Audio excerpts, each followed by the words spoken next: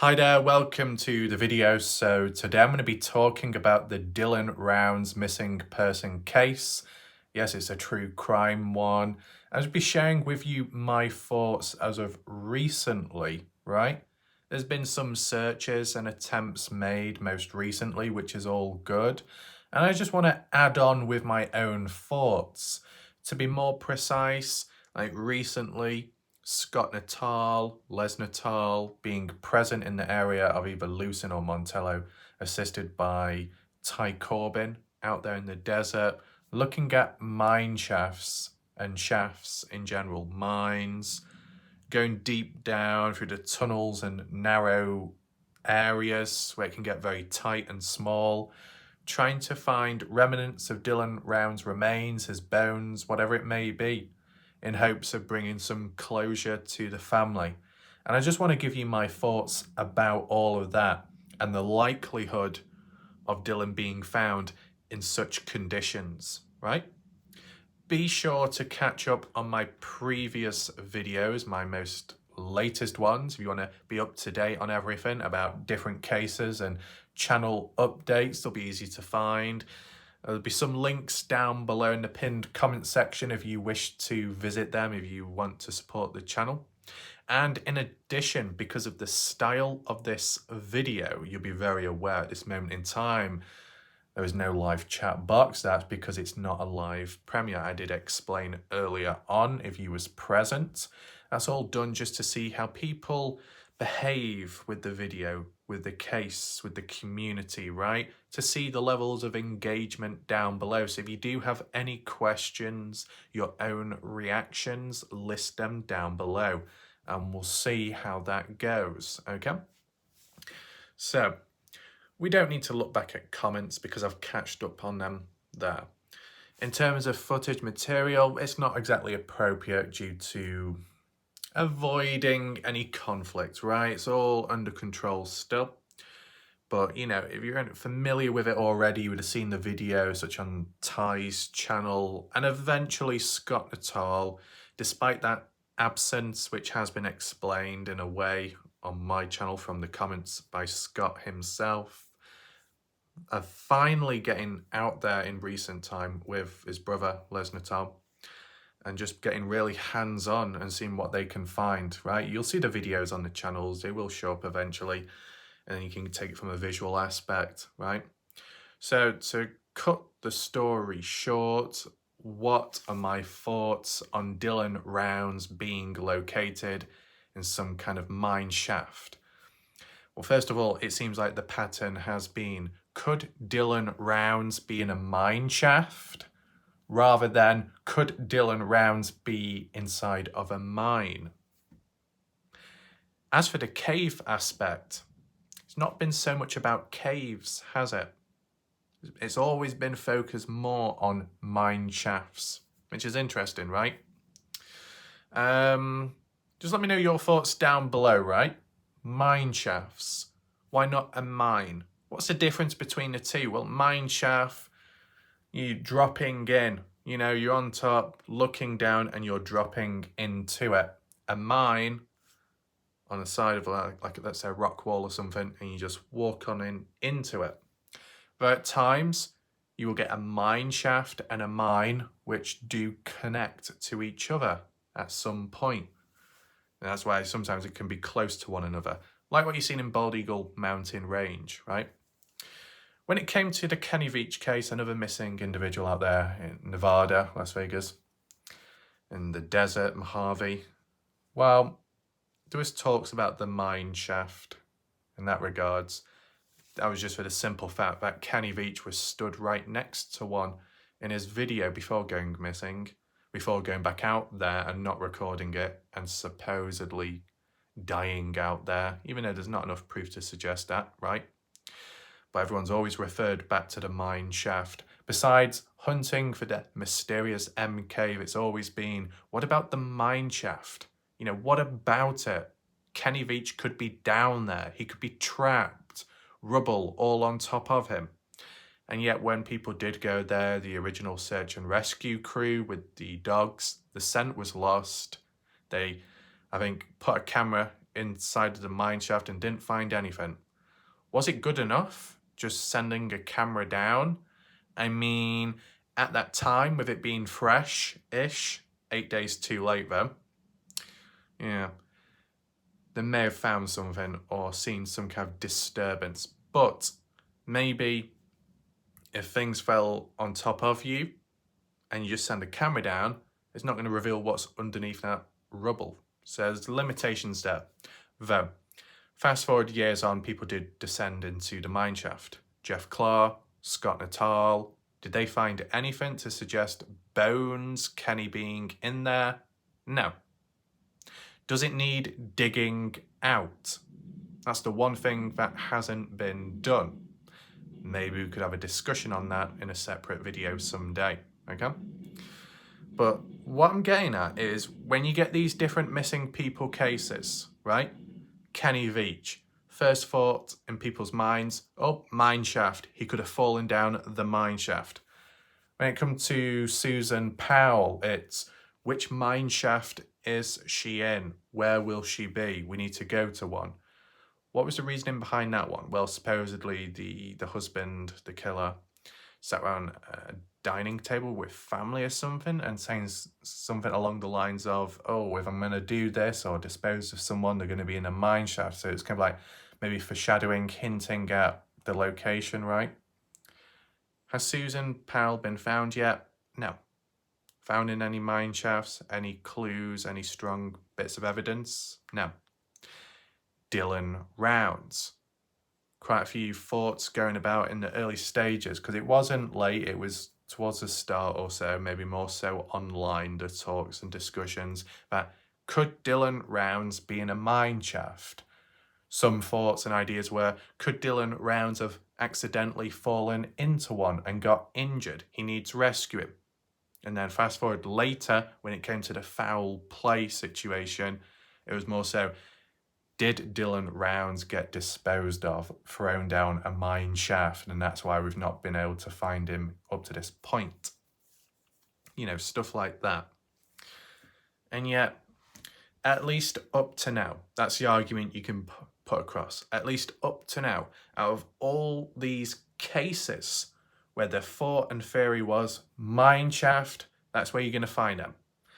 Each missing person has not been found yet down a mineshaft, nor has any evidence. Now, that doesn't really say a lot, does it? Not exactly good. It could change down the line, but at this moment in time, speaking as of right now and reflecting on the past, it's not been that successful, right? In certain areas, you've got to think of the practicality of it. The Susan Powell one could be an exception if the killer did hint at a possible type of location, right?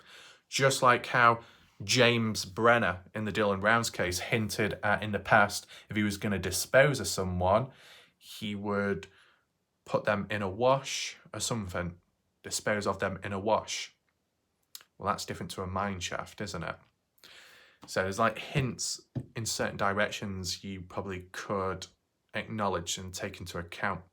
With Kenny Veach, Kenny didn't show any signs of wanting to go into a mine shaft, nor did he record himself going in any at the time, and he was more into looking into caves, even though there weren't any caves to explore in. We're in Joe May Canyon, so I don't know why Kenny Veach lied about that, unless he was exaggerating when he meant going into very shallow caves and not doing much and then popping back out, maybe. But you get what I'm saying. With the Dylan Rounds case and Brenner himself, the disposing of Dylan, practicalities of that you got to take in mind. Apologies if the flow is a little bit all over, but I'm just giving you my raw thoughts, okay? So I think it's best just to stick with the Dylan Rounds case without too many comparisons so we remain on track. Appreciate you being able to focus as we go along, okay? So it seems to be more so mine shaft rather than a mine. But it seems more likely in people's heads within the community that if it was Brenner, assisted or not, when disposing Dylan Rounds, would have been to take him to a mine shaft location and throw him down it, or put him on the floor and then kick him, roll him so he falls into the mine shaft. You've not really heard much talk about maybe Brenner grabbed the back of Dylan and slowly dragged him along the ground, the gravel, into a mine. Which one requires more energy? You know, which one's more difficult to do, more physically demanding? Well, probably dragging someone into a horizontal mine. A vertical mine shaft doesn't require as much energy. You're literally just throwing someone into a dark, deep hole, and that's it, job done. Though, you got to be selective of where you would go, because not all mine shafts are as deep as each other. Some are much deeper, others are shallow, right? Some are more darker than others. Some could already be kind of blocked in, right? It just depends. There's been talks in the Dylan Rounds case that when it's come to exploring mine shafts and whatnot, Candice Cooley was referring into the past about a volunteer cave group or something going into mine shafts and exploring them within the Lucin area, ticking them all off the list except 2 or 3 of them, which were filled in and they weren't able to access. And it was like, oh well, we'll leave it there. But if that really was the case, even though like Lance Kelly, Ty Corbin are a bit doubtful that a good job was actually done in the first place, hence why they themselves at different points in times individually have wanted to go back out there with a group or not, depending who they're with and the contacts they have, to be able to search these mine shafts, these locations in Lucin and further afar, just to double check, because there's no harm in doing that, and to make sure that nothing has been missed. You know, I do get that. It makes sense. There's no harm. With the case, some lies, some misinformation, some exaggerations, there's no harm in double checking, especially. Who knows? Has it been a success yet? In terms of finding key evidence, no. Lance Kelly has come across the odd few bones in mine shafts and, you know, outside flatland, but it's not been like of human origin, so it's one of those situations. Scott Natal, Les Natal, very hands-on. You got to acknowledge that. They go to dangerous locations, which are quite rough, demanding. Maybe the odd few locations which other volunteer groups have not been to because it's been too risky, but they have done what they've done, which has been a success in that way, a success in being able to explore it, document, record, upload it, and get out alive. That's the most important part, right? Because when you're searching for someone, dead or alive, you don't want any additional casualties or fatalities, right? So that's been a success at least, which is quite important. But in terms of actually finding key evidence, I'd say none up to now. If you have additional information which may counter that, feel free to list comments down below if you have heard about key evidence found from mine shafts. But at least to my knowledge, no evidence has been found in relation to Dylan Rounds, Brenner, when it comes to mine shafts, the case itself. So it still remains a mystery. So like recently, let's use one for example, the vertical mine shaft which Ty Corbin was at, Scott Natal and Les Natal. I don't know where Alan was, I didn't see him there, but the ones I mentioned were present, and it was Les Natal who went on in, and I think Scott Natal followed afterwards. But they were at one of the vertical mine shafts, and it actually had like metal rungs, some kind of grid cover going over it to obviously prevent people from going in, but they found a way to get underneath it. But more of like a, I guess, a safety precaution, right? Also to probably try and prevent animals from falling in as well. That's why sometimes you do find bones inside of mine shafts, because they're fallen in, unable to get back out. Unfortunate. But I don't know, correct me if I'm wrong, I wasn't sure if Ty Corbin was saying how last summer or so like within the case early on, that Brenner visited that mine shaft, and that I don't know if Ty Corbin was getting at that the metal bar cover laying over the hole was filled in, like placed there to prevent people from getting on in, and it could have been Brenner that did it himself.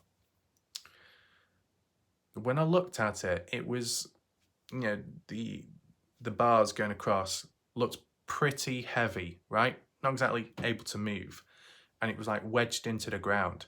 You know, you had saw the dirt, the soil covering over it, you know, at the corners, the perimeter, the radius. So it was dug in, right? It was secure.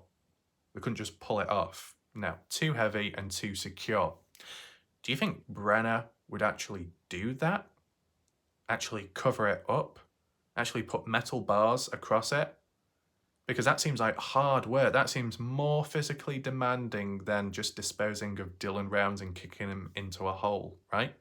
You can understand filling it in some way to prevent people from getting in, to prevent people from finding the remains. I understand that. But isn't there other ways, lazy methods? Maybe by throwing a lot of rubbish in to create multiple bird nest within that mine shaft, to cause it to collapse, throw planks of wood, throw dirt in, maybe, to make it look more natural, in a sense, to make it seem like, oh, there's been a cave-in kind of like thing, but within a mine shaft. Because then it would have prevented people from getting in. Arguably, just like how the volunteer cave group supposedly said within Lucin, how there was some mine shafts which were filled in, unable to access. Doesn't always mean to say it's natural. Someone can purposely fill it in, right?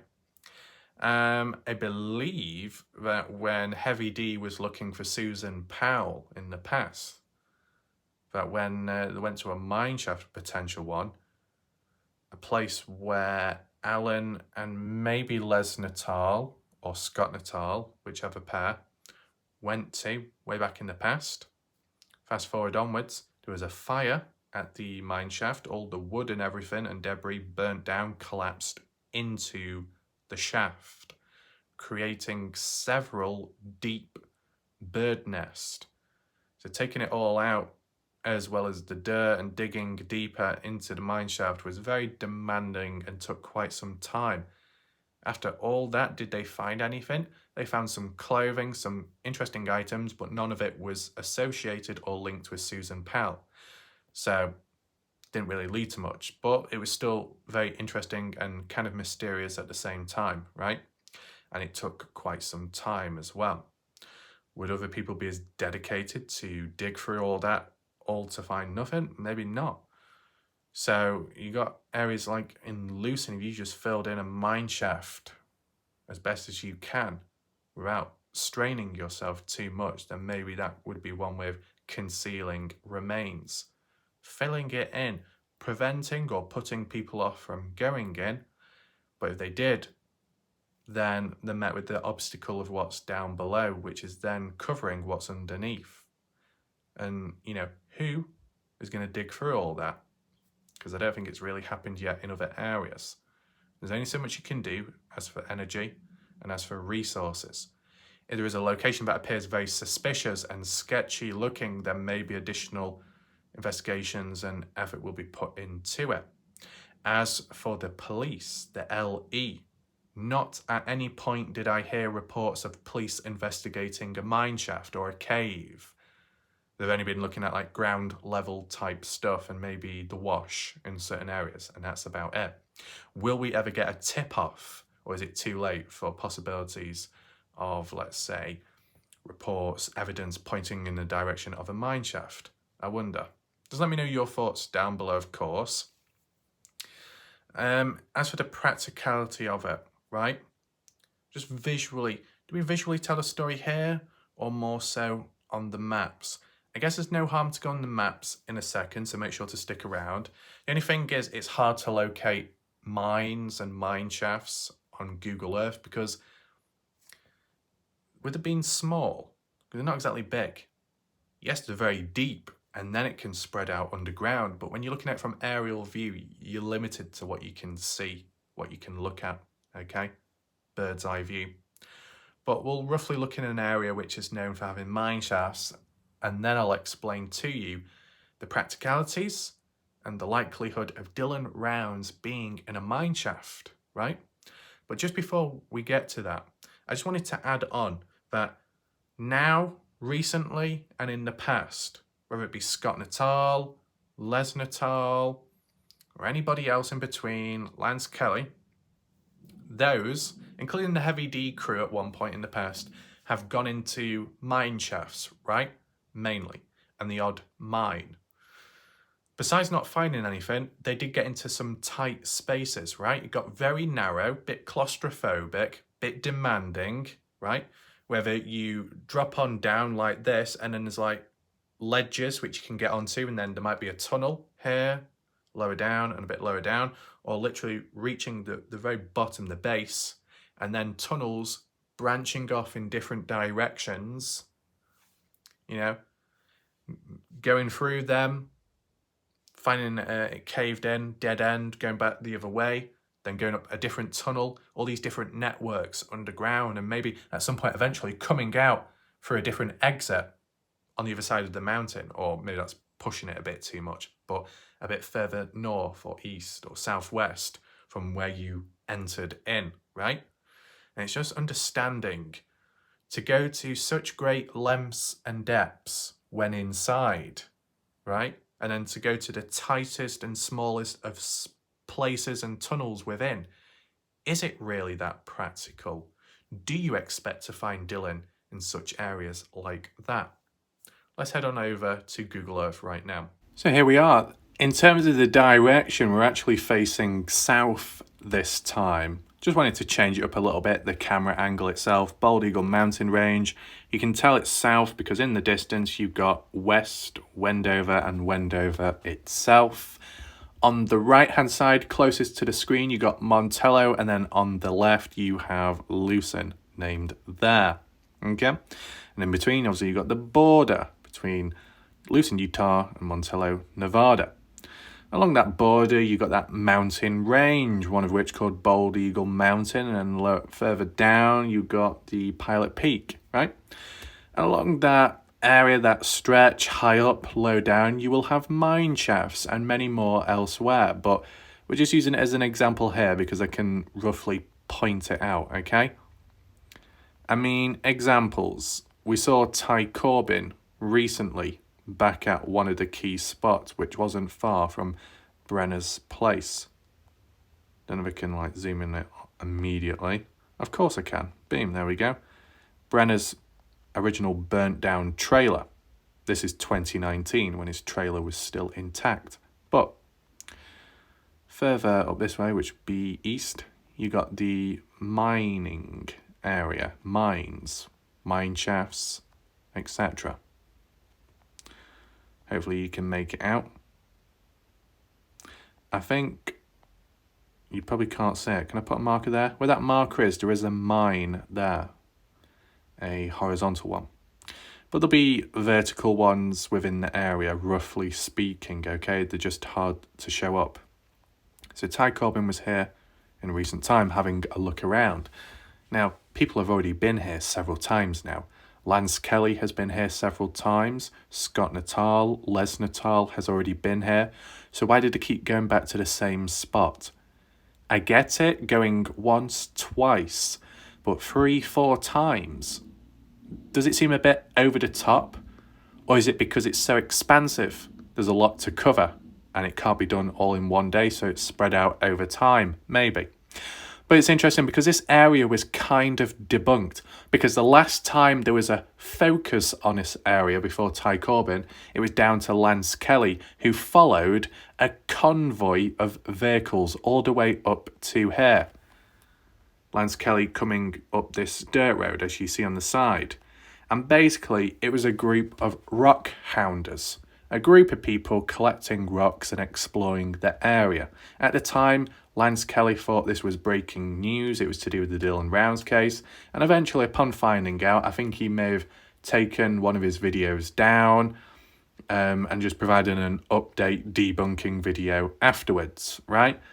But I guess some people got a bit overhyped and thought this was it. Finding Dylan Rounds, we're onto Brenner's property, his burnt down trailer, something new has been found. Nope, it went right past it, and it went up into the mountains near Bald Eagle Mountain, and basically went to this Mineshaft's place, right? So it kind of fell flat. But maybe in more recent times, supposedly Lance Kelly filmed another convoy, but the video was taken down shortly afterwards. A few people talked about it. What happened to that? Does anyone know? Does anyone have an update?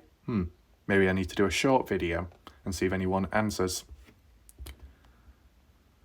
But linking back to Mineshafts, the practicality of it you got to think of from the perspective of the killer, right? And maybe an assistant, if present, an assistant. See the area. First of all, you got to think into your mind. How do you get to the location? Is it accessible via vehicle? Are the track marks? Well, yes, in certain parts. So that ticks one thing off the list. You don't have to be dragging someone for miles. You don't have to be carrying them either. You just slump them in the back of a truck, the back seat of a car, whatever it may be, and you drive to that desired location, which Brenner could do, such as here, as a rough example within the area. And then once near to a mine, or more so a mine shaft, dragging Dylan out of the vehicle up to the area and then throwing him in, or simply throwing him to the ground and then kicking and rolling Dylan's body into a mine shaft, and then that's it, over and done with. Though Dylan has not been found yet, and several people have gone into these different mine shafts, but not found Dylan. So, what's the conclusion there? Is it that people aren't looking hard enough? Is it 2? There are many more mine shafts out there which have not been looked into, not been explored, maybe never heard of before. Is that possible? Is that a possibility? Let me know. Or is it the third point, Dylan's simply not in a mine shaft elsewhere? You think of the wash scenario from the family perspective of Dylan Rounds, Justin Rounds, Candice Cooley.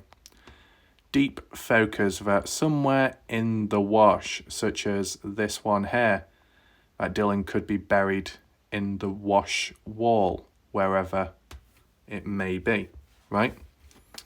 Near to the grain shed or further afar, towards Montello maybe, or the other way. Just adjust that for a second.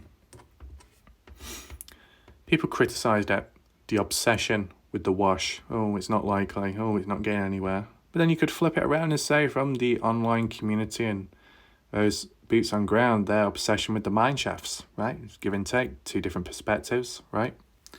The reason why, as a rough example, I guess, why the family have focused more on the wash is because of track marks in the past caught their attention. Whether some were debunked or not, it still caught their attention, right? And then as well, hearing about Brenner supposedly talking to locals in the past, maybe in Montello, about how if Brenner was to dispose of someone, it would be in a wash. So when the time comes, when Brenner has supposedly taken Dylan Rounds out, then you'd think, well, he's been disposed of in a wash. Has there been enough evidence to suggest or prove that, or evidence found related to Dylan in those areas? No, not from the looks of it. I mean, I'd be interested to know what those 2 final hit locations were when the cadaver dogs ended up acting up like they found a scent, but they found DNA. Was that in a wash or near to one, I wonder? Because if it was, despite that missed opportunity, it could have reinforced the possibilities that Dylan was in fact in the wash or once buried in it and then maybe moved on afterwards, right? See, the thing is, the difference is between buried in the ground or buried in the wash, desecration can take place under the terms of digging back up the person and moving them elsewhere and reconcealing. Though, if you was to chuck someone into a mine shaft, it's probably going to be a one-way transaction in a sense. Let's just get back to here. But if you throw someone down a deep, dark mine shaft, the chances of you going back down to retrieve the body and then move elsewhere is very unlikely. It's a one-time thing. So you want to make sure that you do a good job in the disposing. And I think, arguably, in a sense, whether it be Brenner himself and only, or with assistance, they have done a good job in terms of concealing Dylan. Although that's a bad thing, that's the one thing they didn't mess up on up to now, at least, right? But equally, it's the one thing you wished they messed up on, so you could easily find the remains quicker and get it over and done with. But it still continues to this day. Now, in relation to the wash, people were saying how Brenner could have caused misdirection, or someone caused misdirection in the case, making you believe that it was in that area or that type of environment and terrain, when in actual fact it was the opposite. But when Brenner said about disposing of someone, that was in the past before what happened to Dylan, so I don't think it was a method of misdirection when it was just in a casual conversation in the past before Dylan was murdered, right?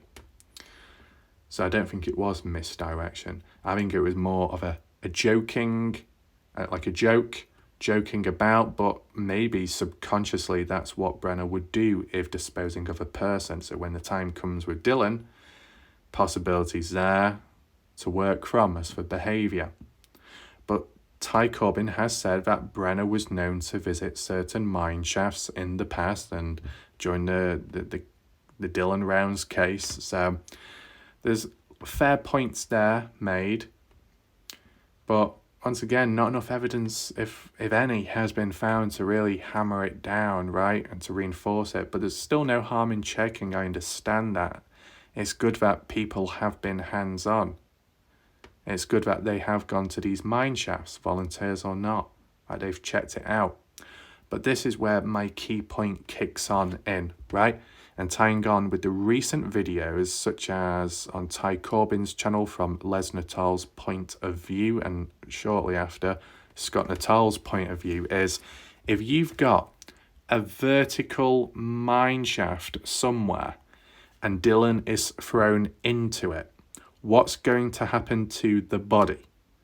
Is it just going to magically bounce down the mine shaft, hit the sides of the walls, finally reach the base, the bottom, and then suddenly do a roll on and on down another tunnel, and then spin off down another tunnel, and then suddenly keep on rolling on flat ground down another tunnel, and then end up reaching a really tight, narrow space and still moving along? No, that's not how it works. Normally, if you throw someone into a mine shaft, they might bump along, the sides of the walls. They might even get caught slightly. Most of the time, though, they eventually hit the bottom, and that's it. Whether they're alive at the time or not, they're probably going to be incapacitated. If they're already dead, well, they're not going to be moving, are they? Think about it, like animals. When they've dropped on in from a great height, and you've descended to the bottom, and you found bones as soon as you touch base. As soon as you touch the bottom, ground floor. Well, that's because the animals accidentally fell on in, and upon impact, whether it be against the walls or reaching the ground, it killed them. They weren't going to move anywhere else. But when you reach the base, the bottom, most of the time it's flat ground, right? Or so. It doesn't magically fling you in a different direction after it. There's no trampoline. There's no spring, there's no booster, there's no airflow strong enough to blow you across down a different tunnel or alleyway. That doesn't happen, does it? So if Dylan Rounds is thrown into a vertical mine shaft, whichever mine shaft you go with the expectations of, if it's a possibility Dylan has been thrown down a mine shaft, then we're going to find him at the base of it.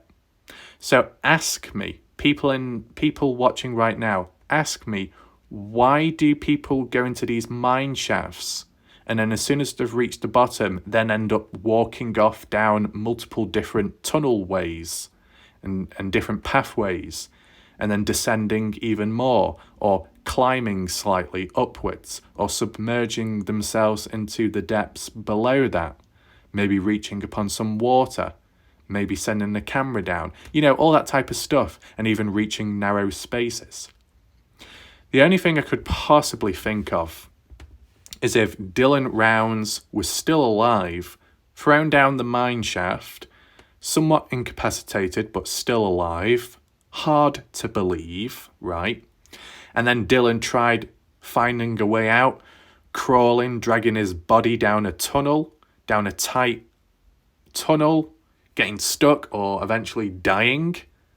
And that's what the mentality is when it comes to searching these mine shafts. If you're going to go in it, you might as well explore it completely or as much as you can, just in case you end up finding Dylan.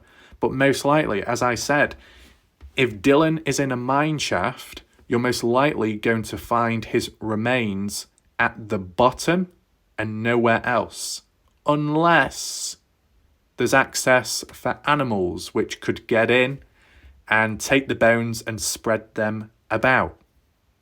But is that likely? Maybe not so much in the deep mine shafts, right? In a cave, different story. But a mine shaft, that's what I'm saying. Does anyone else agree? Let me know your thoughts down below. So hopefully you understand the explanation and reasoning behind it, right? Just with simple common sense, okay? I don't know if I can tell it visually, See this? I'll do it the other way. See this? Just imagine that's a mine shaft opening. You got the ground level on top, surface level, walking around it like this. And then down there is the drop, goes deep down. And, if you're trying to explore it or you're trying to search for someone, safety precautions and everything, get the ropes and harness and the ties, everything, and you abseil in, you descend down to the bottom or as far as you can go. And once you're down at the bottom, that's when the people start walking off down the different tunnel ways and narrow passageways and dead ends, and maybe even start climbing up in different sections and just like going as deep as they can. And it's like, if the person is thrown into that mine shaft, once they hit the bottom, they're probably not going to go anywhere else after that. So to be walking around elsewhere seems maybe a waste of time, a waste of energy. That's just my thoughts and my opinions. I know people are going to get triggered because of that. So if you had Dylan Rounds, right? Just a random one. Dylan Rounds, thrown in. Did you hear that? Bum, bum. That's it. No more movement. So are people expecting to find Dylan Rounds inside of a mine shaft and then a few miles on after that down a long tunnel or passage? How do you get from here to down there to over there underground? I don't quite understand unless the person was alive, but then I can't imagine them surviving the fall once they hit the bottom. You get what I'm saying? I'm just basing off common sense, right? I understand though, if you're there at that place at that moment in time, you might as well check the rest out. You also got to understand that the likes of Scott Natal, Les Natal, besides looking for missing people, they've got deep experience with going into these places and exploring. Maybe more so for fun, whether it's seen as a hobby, an activity. They like doing it. They've done it for a long time. They know what they're doing, so they apply it here as well. So whilst, yes, they're looking for Dylan Rounds, they're also just looking about inside because that's what they enjoy doing, right?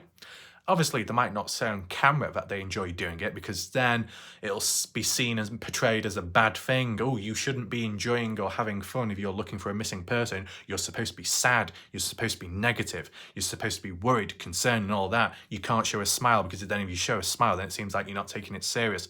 All these little factors you take into mind, right? I know not everyone picks up on it, but it's just how it goes. You get what I'm saying? When it comes to a cave, which that's kind of gone off the radar since. It's more all about mine shafts. If Dylan was taken into a cave, most likely a horizontal one, being dragged along, kind of like in a mine shaft situation, dragging someone in. But how far do you go? That's the issue. You got to go further enough, and then what? Fill the cave in, put rocks, bury someone. No. So I can understand a mine shaft being the most effective way, just disposing someone without having to do much, physical work after that. If you're burying someone into the ground or the side of a wash wall, you got to dig away, you got to create a hole, physical work. Then you got to grab the person and put them in it. And then you got to fill it back up. There's more steps involved, arguably more time consuming. So I do understand the reasoning behind the mine shaft, but what I don't quite agree with is how if someone's thrown into it, they're not just suddenly then going to wander off into the depths underground and then go down a tight tunnel, where it seems very not so accessible. Because another take on it, and maybe more so for a horizontal mine if you was to walk into it, and if Brenner was to, or somebody else, you think of the physicality, their mobility of Brenner or Don Hatley. They're on the larger side. So if you're in a mine or a mine shaft for some reason, it can get very tight, it can get very narrow. And do you think Brenner's going to go into one like that? No, he's not going to be able to fit in certain areas. And maybe the same applies to Dylan Rounds in a sense. I mean, has Dylan Rounds ever been known to go, I don't know, cave exploring, going into mine shafts, or was he not interested in that? I don't know. I'm just thinking of Dylan's body, his frame, his height. Is it ideal to be, I don't know, somehow being dragged into a mine or a mine shaft? I don't know. I don't know what the height or weight Les, Scott, Natal are. Under 6 foot, I assume. I don't know about the weight and size ratio, but whatever it is, they can fit in those tight spaces and do well doing it, right? But someone like Brenner or Don Hatley, if disposing of Dylan, they wouldn't be going into it because they probably wouldn't fit. So, throwing someone in and then walking away seems more likely, right? But at the end of the day, my question would be, how many more mine shafts are there out there within an appropriate area? I know people said thousands upon thousands across Nevada, but what about roughly within the area of the scene of the crime and a bit afar, within the radius of the phone pings, if you want to call it that as well? How many more mine shafts need searching? Besides researching, checking over twice, how many mine shafts have not been checked at all? If there are still some, then I understand that it's important and necessary to check them out regardless. If they have all been searched, then my question would be to the people or whoever, what happens next? You know what I'm saying? Whether it be a phase, a wave, or a considerable amount of time spent looking at these mines and mine shafts, if they're all searched, nothing is found, then what do people do? Do they go back around again to the same locations and record it all over again, like how people were calling out and accusing Lance Kelly of doing? Will we see repeats of that? I don't know. Or will the direction change after that? Oh, no, Dylan can't be in a mine shaft, then he must be in the wash. And then they go to a wash or a cave. I know it's all about ticking things off the list. I guess being efficient at the same time can help too, right? At what point do people give up? And that sounds bad, doesn't it? But it's also being realistic too. When it comes to the human body, timing, physicality, mentality, and background responsibilities, does it get to a point where it's like there's nothing more we can do in terms of location, searching? I wonder. Does anyone ever think like that? Have those thoughts? Let me know down below, right? As I said, this video just wanted to dedicate it to one particular theme, right? And as said, this video in standard normal format just to see what the engagement is like down below. All the comments, all the reactions, all those thoughts in your head, feel free to list them down below, as many as you can, right? No live chat, so unleash it all down below. If you've got grievances with me, you can list them down below. If you simply have questions, list them down below. I'm sure they can be answered and responded back to on a different day, okay? So hopefully you understood the video, and hopefully you're able to share your thoughts down below too. If you want, feel free to like, share the video just to spread awareness on the Dylan Rounds case when, yes, it is technically fading away with time. Just try and keep it alive here and there as best as one can, right? And yeah, thanks for watching. Feel free to check my earlier video out, which was an important update regarding my channel and background stuff that's been going on for some time now. Feel free to catch up, and I'll see you next time. For now, thanks for watching, goodbye, and good night.